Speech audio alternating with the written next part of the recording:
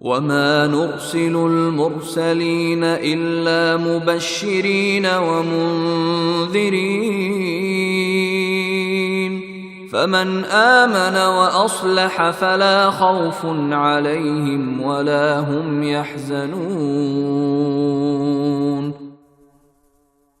ہم پیغمبروں کو اسی لیے تو بھیجتے ہیں کہ وہ نیکیوں پر خوشخبری سنائیں اور نافرمانی پر اللہ کے عذاب سے ڈرائیں۔ چنانچہ جو لوگ ایمان لے آئے اور اپنی اصلاح کر لی، ان کو نہ کوئی خوف ہوگا اور نہ وہ غمگین ہوں گے۔ والذین کذبوا بآیاتنا یمسهم العذاب بما كانوا یفسقون۔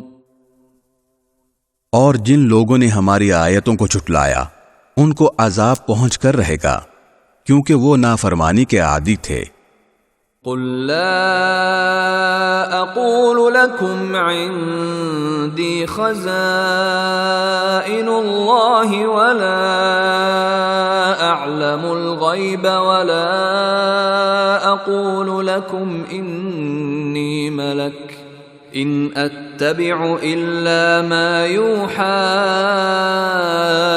الي قل هل يستوي الأعمى والبصير أفلا تتفكرون۔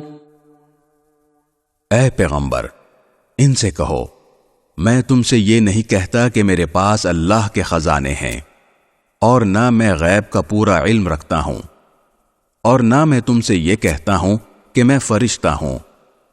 میں تو صرف اس وحی کی اتباع کرتا ہوں جو مجھ پر نازل کی جاتی ہے۔ کہو کہ کیا ایک اندھا اور دوسرا بینائی رکھنے والا دونوں برابر ہو سکتے ہیں؟ پھر کیا تم غور نہیں کرتے؟